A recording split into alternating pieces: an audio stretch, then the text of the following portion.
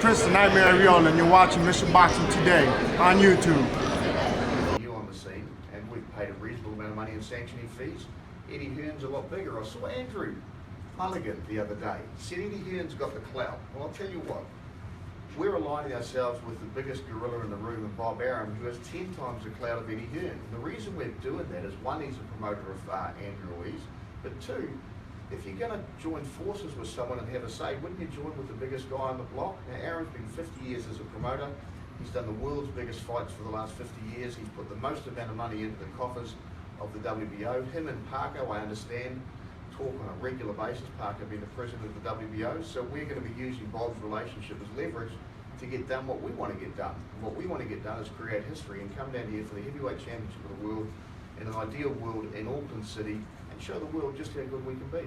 Would and could that fight against Ruiz go ahead if the belt wasn't on the line?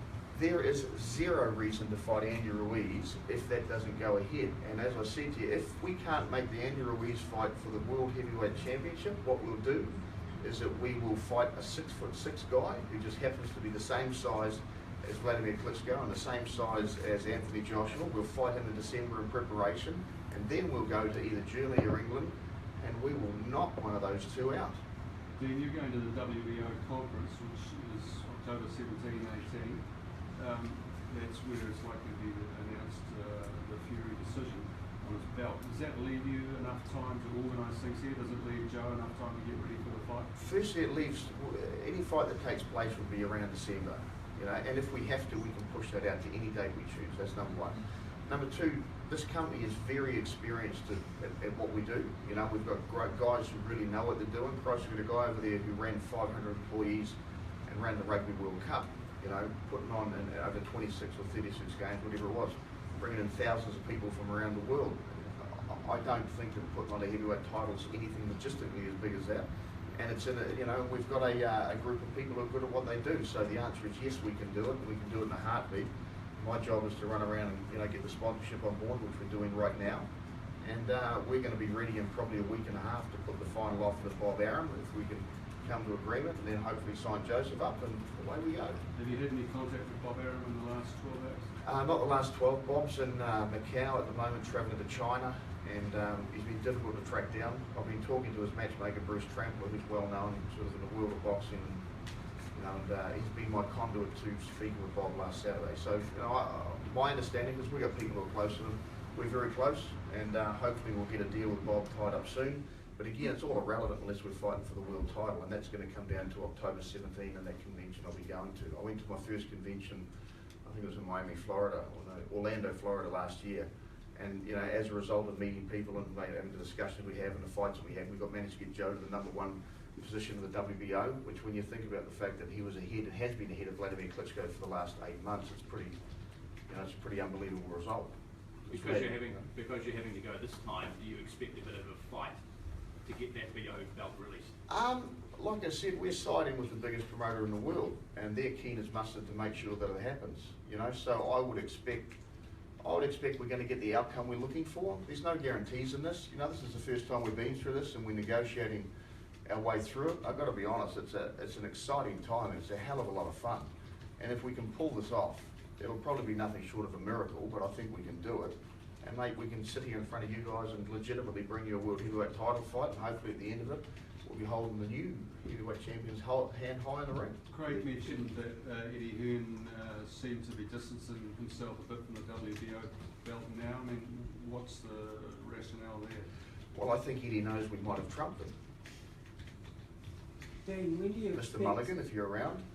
When do you expect an announcement from Eddie Hearn on who Joshua's fighting next? Because the clock is ticking for him as well. Look, that's a good question. I think, look, Eddie's been incredibly smart in this whole thing. And what he's doing, because whenever you put a promotion together, right, you have to, one, have a TV deal in place. Well, he's got that. Two, he's got long-term existing sponsors. So the next cab, once you've got those two locked in place, the next cab off the rank is to sell the event out. Whether he fights Vladimir Klitschko or whether he fights Joe Parker, but I'd say they're going to be fighting Klitschko, that event sells out in that arena in no more than 5 minutes because of the amazing job that he's done to promote this fight before it even goes on sale.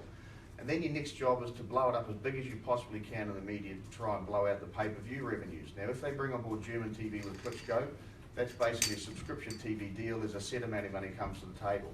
The majority of their money will come out of the English TV market. Eddie's already talked about the fact that it'll be the biggest pay-per-view show of all time in England. I'd probably agree with him. Ricky Hatton against Floyd Mayweather, probably going back 8 to 9 years ago, did 1.25 million buys. I would expect it'll go well in advance of that. So Eddie can make this happen. Klitschko's training right now, Joshua's training right now, so why not November 26th? The only reason they'll push it out is because they think they need more time to either A, get more sponsors on board, which they probably could, and B, to blow up the pay-per-view because it's going to bring more media to the table. But I've got to say, I've been watching Eddie Hearn very closely for the last 2 to 3 months, and you know, there's a couple of things he's done that we didn't do, but learned a lot out of it, and I'm thinking, oh, maybe we should do that as well. So he's a smart cat. Do you think he'll announce it in a week or so though?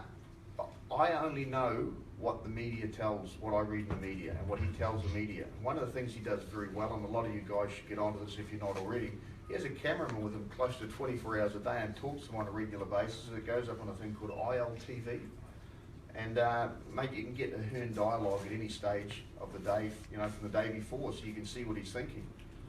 He's very good at it. Should we do the same with you? No.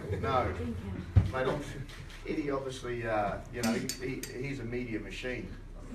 I actually have to help out and work in the business as well.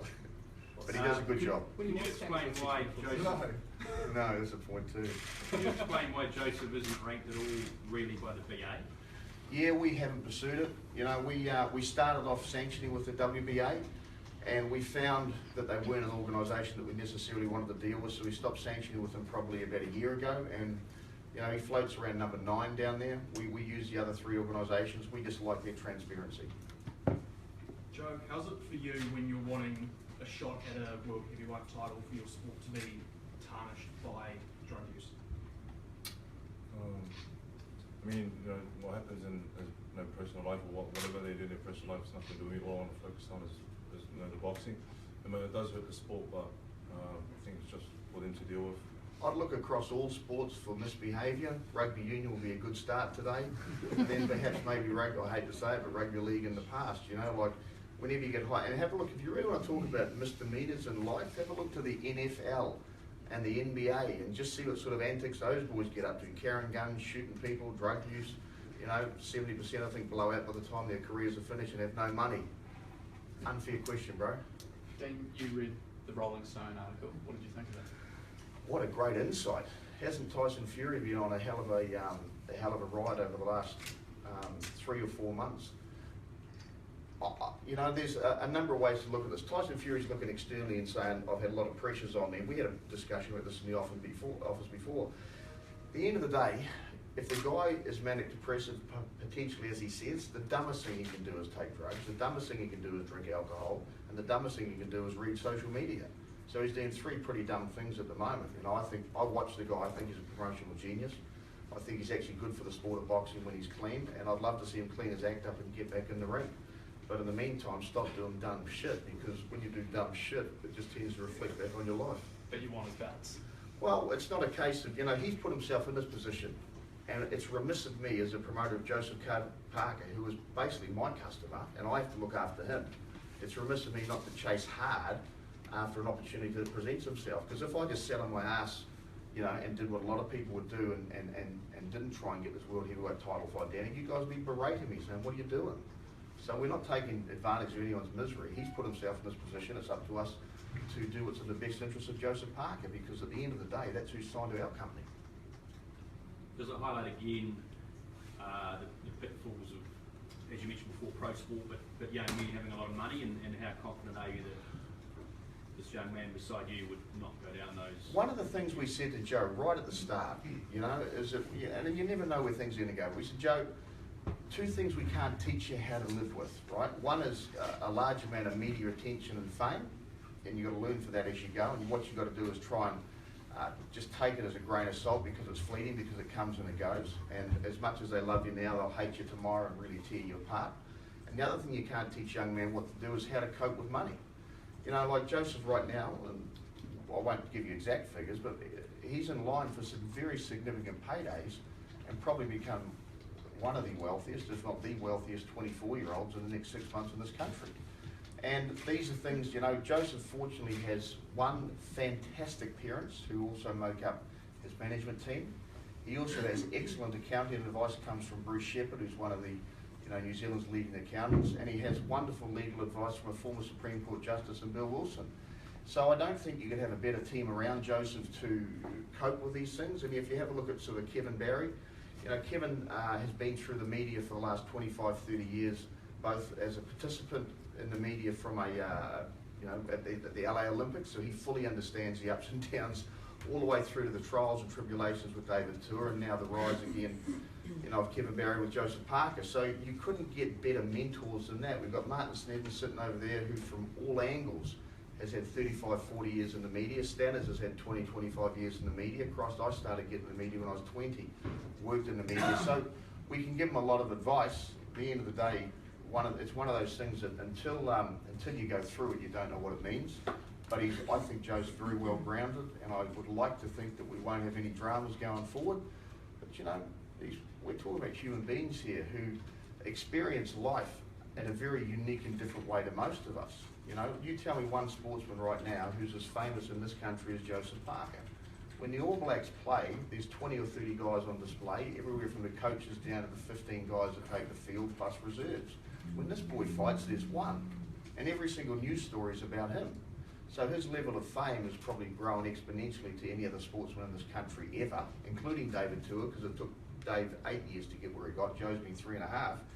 And here we are not only talking about bloody, fighting for the heavyweight champion of the world, but doing it here in New Zealand. The media interest on this, just look at today, is going to be absolutely enormous. So his fame level is going to go through the roof, and fortunately he's got a great support team around him, and I think he takes it in his stride, which is pretty impressive when you think about all the things that are out there for him to participate in, and all the way that you can go awry. If you have a look at Tyson Fury, I look at the guy and go, I wish that wasn't happening to him, because I think he's good for the sport, but there's no one to blame but Tyson. Joe, are you confident? You seem to be handling all this at the moment, taking the next step if those pressures come with that next step? Yeah, I'm pretty confident. I mean, up to this stage, it's been all good.